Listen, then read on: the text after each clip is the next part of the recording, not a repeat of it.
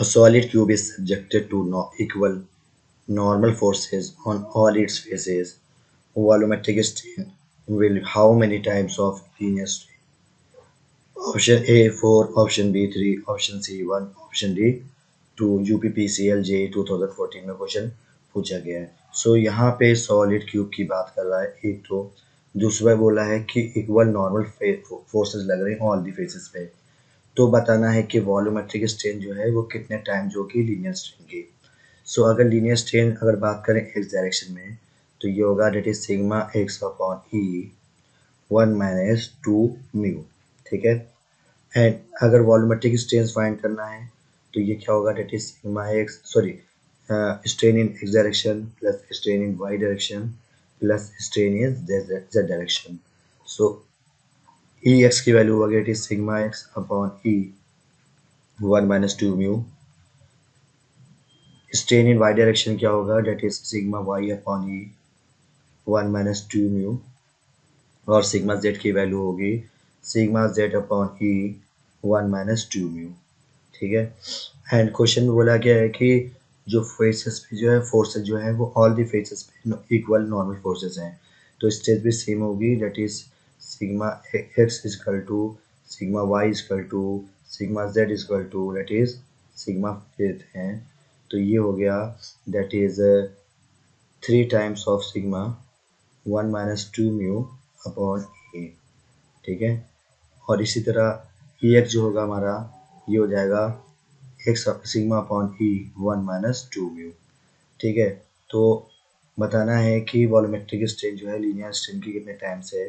तो volumetric strain upon linear strain, so ये आ गया that is 3 sigma 1 minus 2 mu upon E multiplied by E upon sigma 1 minus 2 mu. So cancel हो जाएगा, ये value आएगी डेट इज 3। तो कितने टाइम्स है that is E V equal to 3 into sigma E X. It means volumetric strain जो है वो 3 टाइम्स ऑफ लीनियर स्ट्रेन है। सो ऑप्शन डी जो होगा वो करेक्ट होगा। नेक्स्ट क्वेश्चन है rod of 20 mm into 20 mm cross section is carrying an axial tensile load of 40 kilonewton. What is the value of tensile stresses developed in this rod? Option A 10 MPa, option B 100 MPa, option C 1000 MPa, or option D 1 MPa। UVRVUNLA 2040 में question पूछा गया है। सो इस question में find करना है tensile stresses. तो stress equal to होता है it is force upon area. So force कितना गिवन है 40 किलो न्यूटन अपॉन एरिया कितना है 20 इंटू 20 mm में अगर बात करें तो हो गया that is 40 into 1000 upon 20 into 20।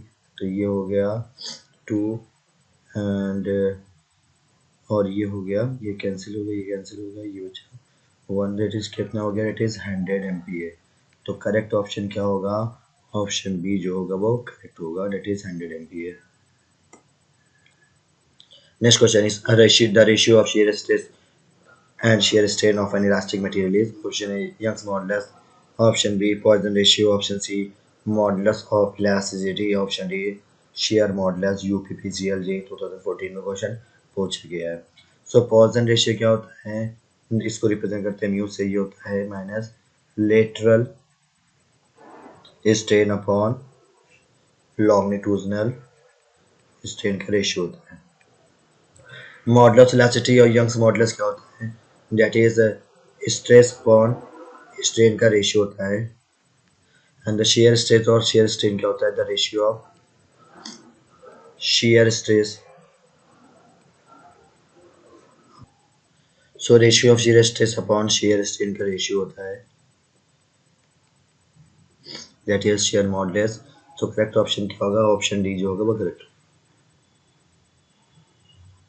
Next question is the bending moment diagram of the beam shown in figure is option A that is trapezium, option B triangle, option B parabola, option C rectangular। सो ये figure given है और ये question पूछा गया है UPPCL जे 2014 में। सो कि अगर फिगर देखें तो ये सिंपली सपोर्टेड बीम है and length of this span कितना है, एल है, और यहाँ पे क्या लग रहा है, मोमेंट लग रहा है। ठीक है, हमने मान लिया मोमेंट ए है, ये पॉइंट ए मान लिया और ये पॉइंट बी मान लिया है। So R A plus R B equal to कितना होगा, डेट इज 0, और मोमेंट अबाउट बी लेंगे तो कितना होगा, that is R A into L plus M is equal to 0। तो आर ए की वैल्यू कितनी आ गई, minus M upon L. So R B की वैल्यू कितनी होगी, that is M upon L. So bending moment at just A point पे कितना होगा, 0 होगा, and bending moment after A कितना होगा, that is capital M, and the bending moment at B कितना होगा, 0।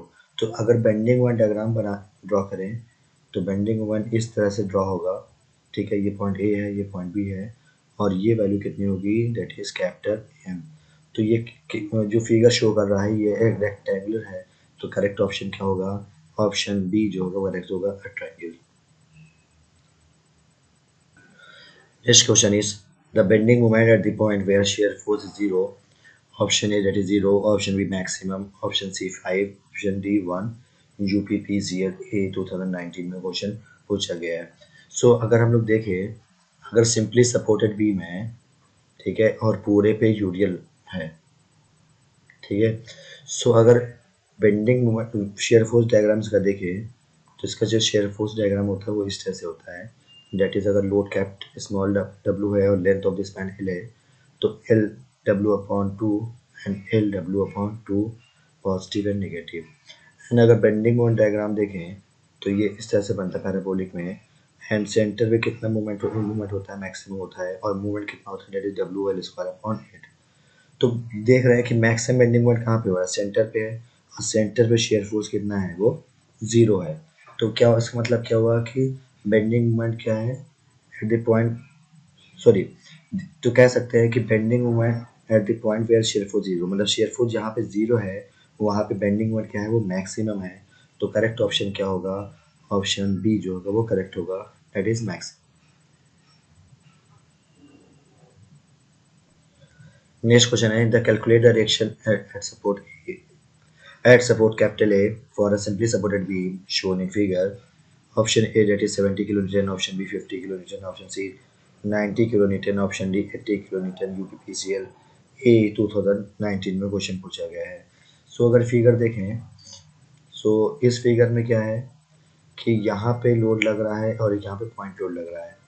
ठीक है, ये पॉइंट यहाँ पे रिएक्शन है, आर एम वाली पॉइंट है तो रिएक्शन आ रही होगी, यहाँ पे ये आर बी होगी। ठीक है, ये 2 मीटर पे है, ये 4 मीटर पे है, और ये कितना है, दैट इज 4 मीटर पे है। यहाँ पे यूरिया लग रहा है जो कि है 10 किलो न्यूटन पर मीटर का, और यहाँ पे 50 किलो न्यूटन का लग रहा है, और यहाँ पे 40 किलो न्यूटन का लग रहा है। सो हमको बताना है कि रिएक्शन एट ए कितना होगा। So R A plus R B equal to कितना हो गया, 50 प्लस 10 इंटू 4 और प्लस 40, तो ये हो जाएगा that is 130 kilo Newton. So moment about B ले रहे हैं, तो आर ए इंटू ये डिस्टेंस कितनी हो गई, 10 इज इक्वल टू 5 इंटू ये डिस्टेंस कितनी हो गई, that is into 8 plus 10 into 4 into इसके सेंटर से लगेगा, that is 2 plus 4 plus 40 into 4।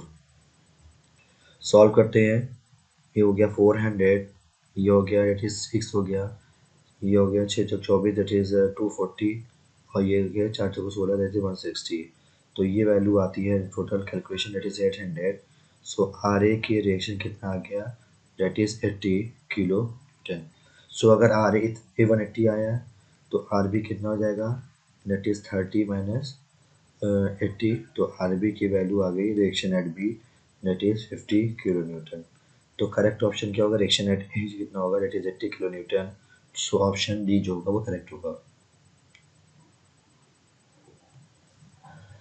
Next question is the property by which a body returns to original shape after the removal of the force is called option A plasticity, option D ductility, option C malleability, option D elasticity, UPPCL JE 2014 में। सो बोला है कि property by which body returns to original shape after the removal of force. अगर force हटाने के लिए body अपने original shape पर रिटर्न हो जाए तो इस प्रॉपर्टी को बोलते हैं इलास्टिसिटी। सो ऑप्शन डी जो होगा वो करेक्ट होगा। So thank you. अगर ये वीडियो अच्छी लगे तो please like share and subscribe ज़रूर करें। Thank you.